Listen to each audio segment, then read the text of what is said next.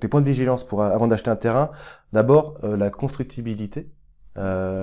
Comment s'assurer que le terrain est constructible? Alors, si une agence immobilière comme Century 21 vous dit que le terrain il est constructible, bon, il l'est. Après, malgré tout, ça reste sur un instant T. Donc, il faut, nous, agents immobiliers, s'assurer de euh, cette constructibilité. Alors, pour s'y assurer, nous avons des différents moyens. Déjà, on consulte régulièrement le PLU, le plan local d'urbanisme. On fait aussi des certificats d'urbanisme autorisant la construction d'une maison à usage d'habitation sur un terrain. Donc, en fonction du cadastre, on va faire cette demande auprès de l'urbanisme. Et ensuite, lors d'un achat de biens en lotissement, faut le savoir, le terrain, si le terrain est dans un lotissement, il est forcément constructible puisqu'on a eu un permis de lotir. Donc, par exemple, lors d'un achat immobilier sur un lotissement, ne vous inquiétez pas, c'est normal que vous n'ayez pas l'obligation de prendre la condition suspensive d'obtention d'un permis de construire. Le terrain, il est constructible. Tout dépend tout de même quand même depuis combien de temps le lotissement est créé. S'il vient juste de sortir, c'est oui. OK. Hein. Si le lotissement il a 20 ans, on va peut-être commencer un petit peu à regarder. Voilà, il faut quand même faire des vérifications.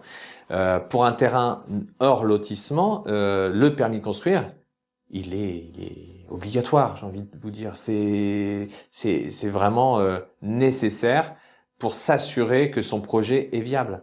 Donc ça fait partie des conditions dans l'achat d'un bien immobilier et on va en amont déjà le vérifier, mais lors du compromis, on va s'en assurer surtout. Et on va figer les choses pour un certain nombre de mois. C'est important ce que je viens de dire, puisque si nous achetons un terrain hors lotissement qui à l'instant T est constructible, il peut très bien dans quelques années devenir non constructible si le PLU était révisé par exemple. Les zones classées, donc bâtiments de franc, choses comme ça, c'est quelque chose qui peut impacter? En fonction de l'environnement. Alors là, je parle pour ma commune, on n'est pas trop concerné, mais il y a effectivement des critères qui peuvent être importants de soumettre quand on achète un terrain. C'est si on est à côté d'un monument classé, des bâtiments de France où l'État peut demander certaines restrictions. On peut avoir aussi une zone d'aérodrome à côté, donc zone de bruit. On peut avoir des zones de protection de l'environnement, donc avec des interdictions de construire à cause de l'environnement. On peut avoir une multitude en fait de conditions en fonction de l'environnement. Et après, eh bien, il y a l'étape aussi de alors ce qu'on voit en surface, c'est bien, mais il faut aussi aller voir ce qu'il y a en dessous, parce que ça génère aussi des inquiétudes pour les clients qui achètent des terrains, puisque le constructeur alerte très rapidement sur la qualité du sol. Donc aujourd'hui, la réglementation impose à nos vendeurs certaines obligations qui sont donc l'étude de sol préalable pour tout ce qui est concerné dans les parcelles qui sont dans des zones de risque modéré, d'aléas modérés en termes d'argile au niveau du sol. Si vous êtes dans un aléa faible, je dirais du sable ou de la terre sablonneuse, il n'y a aucun risque. S'il n'y a pas de cavité souterraine, il n'y a aucun risque. Donc là, il n'y a pas forcément d'étude obligatoire. Elle peut être faite, hein, mais elle n'est pas obligatoire. Par contre, si dans le portail géorisque, là où nous établissons en fait certains critères de recherche pour sécuriser la vente, on se rend compte qu'on est un aléa moyen. Le vendeur est aujourd'hui tenu de faire ce qu'on appelle une étude de sol préalable. D'ailleurs, un point de vigilance, c'est aussi une pente, un terrain qui est pentu, ou peut-être aussi vigilant par rapport à la partie technique, encore une fois, de la construction. Alors nous, à notre niveau, je vous dirais que si le client veut un terrain en pente, pas de souci, il faut simplement couvrir la dépense de la fondation qui risque d'être différente. Le constructeur alertera sur le surcoût de la fondation. Si on a besoin donc d'une maison avec une partie en vide sanitaire et une autre partie sur pieux, puisqu'elle peut même sortir, on peut faire des choses magnifiques. Il faut simplement le budgétiser. Rien n'est impossible. On peut tout construire sur n'importe quel type de sol, je pense aujourd'hui, vu les techniques que proposent nos constructeurs. Mais attention, c'est pas toujours le même prix. Entre une dalle simple sur un sol sableux stable, il n'y a pas de surcoût. Si on est dans une zone humide, avec du gonflement argileux, avec des terrains en pente, des terrains remblayés, on a tendance à oublier, mais certains propriétaires qui vendent leur terrain ont remblayé leur terrain. Il peut y avoir aussi une ancienne nappe ou un ancien étang qui a été bouché. Si cela, nous en amont, on ne le vérifie pas, on ne pose pas les questions à notre vendeur et que ce souci n'est pas relevé au moment de la vente, on peut être embêté, quoi. L'acheteur peut être embêté. Et donc nous, ce qu'on évite en tout cas en agence, c'est tous ces petits tracas, quoi. On essaye d'être vraiment là pour apporter des solutions. Donc là, ça me fait penser aussi à d'autres éléments qui peuvent impacter, qui peuvent impacter des surcoûts. Ça peut être aussi peut-être un petit appentis, un truc qui est à démolir, qui va devoir, ça c'est aussi des frais, des arbres aussi. Un terrain où il y a plein d'arbres, moi ça a été mon cas, j'avais 4-5 pins qui étaient énormes, ça m'a coûté 1500 € à tous les faire enlever. Donc celui qui en a une quinzaine, c'est quand même un budget qui doit être... C'est pratiquement la même chose en fait qu'une maison qu'on va acheter dans l'ancien. Si on projette d'y faire des transformations de cloison, il faut qu'on le budgétise. Du moins, on s'approche le plus possible d'une enveloppe. L'agence immobilière peut vous recommander d'ailleurs des partenaires. Il y a un terrain à bâtir, il y a une vieille grange qui était là, évidemment. Vous allez déjà, j'imagine, anticiper en disant, voilà, le terrain, il coûte tant. Par contre, on sait très bien que ça va dégager probablement. Voilà, faut prendre ça dans ce budget, mais c'est compris aussi dans le prix. J'imagine que c'est quelque chose. Ça fait partie d'un global. Si la partie bâtie sur le terrain, qui est donc vendue comme un terrain à bâtir, un élément construit qui est réhabilitable, je dirais, ça fait partie de la valeur du bien. Si on est sur un bâtiment qui est voué à la destruction, on va pas le chiffrer. Clairement, il fait partie de l'ensemble du bien proposé. C'est dans sa globalité. Ceci étant, si c'est un gros bâtiment qu'il faut réduire, ça va impacter le prix de vente du terrain. Maintenant, on est obligé de toute façon de faire un repérage par les diagnostics, même si le bâtiment il n'est pas, on va quand même repérer s'il y a de l'amiante pour les surcoûts de destruction, de choses comme ça. Et les termites aussi. Donc, ça fait partie des éléments qui feront partie intégrante de la vente. D'accord, effectivement. Donc là, c'est encore un cas particulier, un terrain sur lequel il y a déjà un bâti. Il est soumis à un diagnostic. D'accord. Donc ça, c'est bon à savoir. Ce qui n'est pas le cas pour un terrain nu, il n'y a pas de diagnostic. Non. À part les risques aléas, submersion, nature du sol, voilà. On va parler aussi du bornage, effectivement. Le bornage, donc quand on achète un terrain, est-ce qu'il y a des limites de propriété sont bien définies? Comment le savoir? Quels sont les outils qu'on peut utiliser ou les professionnels qu'on peut solliciter pour être sûr des limites de propriété? Alors ça, c'est la question existentielle de tout acheteur de terrain, c'est de savoir où est-ce que s'arrête mon terrain. Nous avons pour habitude de vendre un terrain sous des références cadastrales. Depuis très longtemps, le cadastre a été remis à jour et est disponible même pour n'importe quelle personne sur cadastre.gouv. Maintenant, c'est purement informatif. Il n'y a aucune certitude des limites de propriété sur un terrain tel que cadastre.gouv. Vous allez avoir donc dans des lotissements des bornes déjà posées. Quand vous allez acheter un terrain en lotissement, vous aurez un cahier des charges avec le plan de bornage. Donc là, j'ai envie de vous dire, on est serein. Les limites de propriété sont très souvent les bonnes. Il y a peu de changements quand même à ce niveau-là. Dans un terrain hors lotissement, il est nécessaire quand même de regarder un petit peu son environnement quand on va venir pour le visiter. Et si on voit qu'il y a pu avoir des arrangements entre voisins à l'époque et puis que ça a un petit peu gratté à droite à gauche avec des poignées de main, c'est pas toujours fiable par rapport au cadastre.gouv. La seule manière, et vraiment c'est la seule, c'est de faire un PV de bornage périphérique de son terrain. On fait venir un géomètre et on va faire la pose ou la vérification des limites de propriété, donc la pose de borne ou la vérification des limites de propriété si c'est construit en limite de propriété. Et surtout, on va le contester entre les différents voisins. Le géomètre va convoquer l'ensemble des propriétaires des parcelles voisines et chacun va signer un document précisant les limites de propriété. Là, ça sera plus contestable. Là, on aura la superficie exacte du terrain. Il n'y aura pas de zone d'ombre. Toutefois, soit le vendeur décide de le faire en amont, mais souvent c'est à la demande de l'acquéreur. Ça fait partie de ce qu'on appelle la négociation. Parfois c'est l'acquéreur qui le fait par lui-même pour être sûr, voilà. Parfois c'est le vendeur pour être sûr de ne pas être embêté derrière si par exemple on vend un terrain de 1000 mètres puis qu'on se rend compte qu'en fait il reste plus que 900 après avoir fait le PV de bornage, on a quand même vendu un terrain de 1000 mètres pour 900 au final. Donc ça peut être un peu dérangeant. Donc nous, voilà, on va préconiser de faire le bornage avant, mais c'est pas encore que ça le viendra, hein, mais c'est pas encore une obligation. C'est pas écrit que ça doit être obligatoire. Bah ouais, pour éviter tout litige entre deux parties, on le préconise. Mais c'est toujours un accord entre un vendeur et un acquéreur. Donc parce que pour avoir une idée de budget, d'un coût d'un déplacement et d'un établissement d'un PV par un géomètre. Alors les géomètres ont tous un barème individuel, hein, ils sont libres de leur barème. Toutefois, il y a certains documents administratifs qui sont soumis à des taxes qui sont régulés. Ça dépend du nombre de bornes à poser, pardon. On va avoir autant des terrains très rectangulaires, on va avoir 4 bornes, ça va pas être très onéreux. Ça va prendre du temps parce qu'il faut l'afficher, il y a un délai, hein, ça prend du temps. Mais c'est pas forcément le plus onéreux dans le cadre d'une vente d'un bien immobilier. En tout cas, ça peut en faire gagner de l'argent en termes de litige. Si on peut éviter un litige, c'est quand même vachement conseillé, vivement conseillé.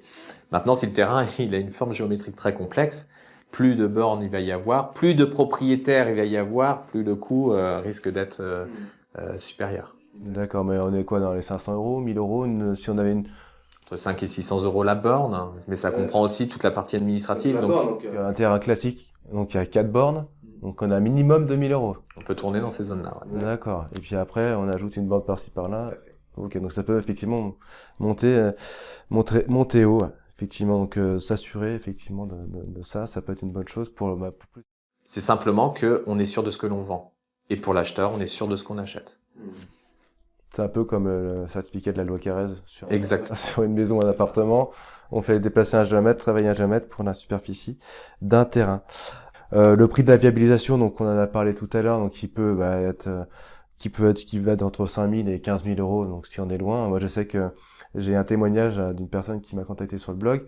Elle avait 11 000 € juste pour Enedis, pour l'électricité, parce qu'en fait le terrain était vendu par le voisin, donc ils ont dû faire une division, et sauf que leur propre compteur était sur le terrain avant, donc ils ont dû déplacer le compteur, mettre leur propre compteur, et donc c'était la note qui était très salée. Des arrangements possibles entre voisins. Est-ce que c'était vendu par une agence? Est-ce que l'agence l'a pris en compte dans sa valeur de terrain? C'est essentiel. Il faut l'anticiper. Si le terrain je reprends toujours la base des 100 000, c'est plus facile à calculer. Mais s'il y a 11 000 € de frais et que l'agence a fait faire un devis en préalable avant de mettre le terrain en vente, il sait qu'il y a 11 000 € de frais. Est-ce qu'il aurait vendu le terrain 110 000 € et sans avoir ces frais-là? Est-ce qu'il aurait vendu le terrain 100 000 € en prenant en compte déjà ces frais-là?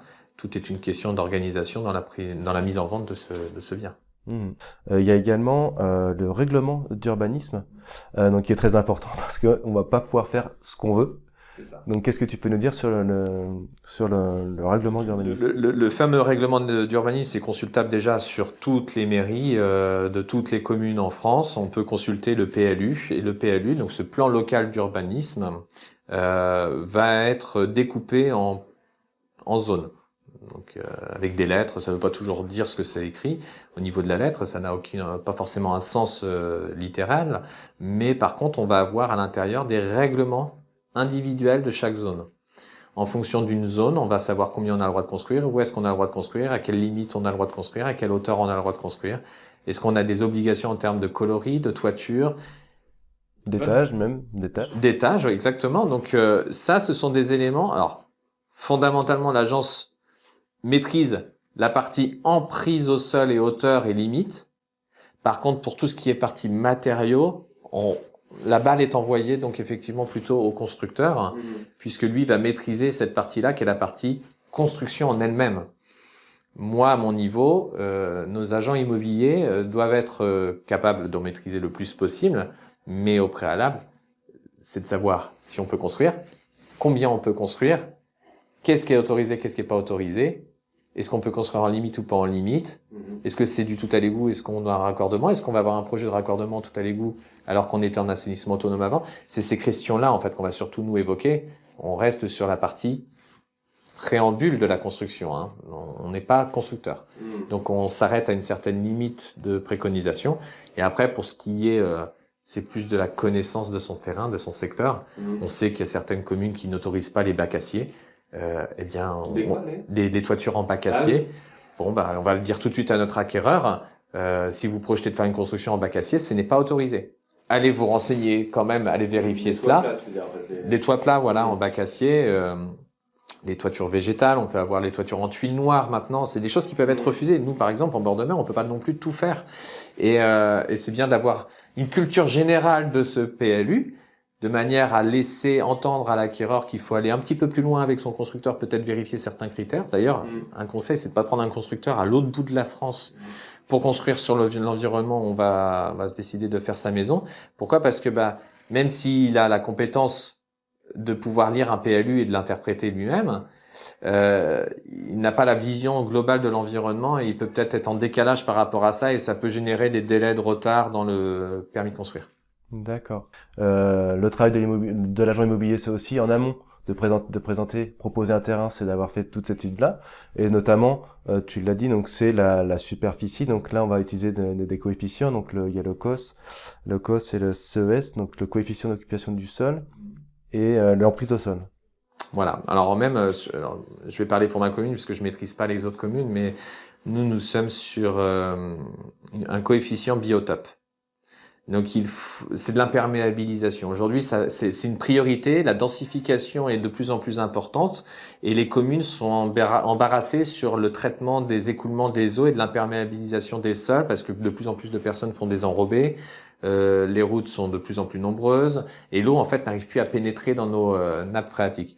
Donc la mairie de Saint-Hilaire-de-Riez a mis en place avec la communauté de communes des Pays de Vie un système de biotope, ce qui va permettre de déterminer l'imperméabilisation obligatoire sur un terrain.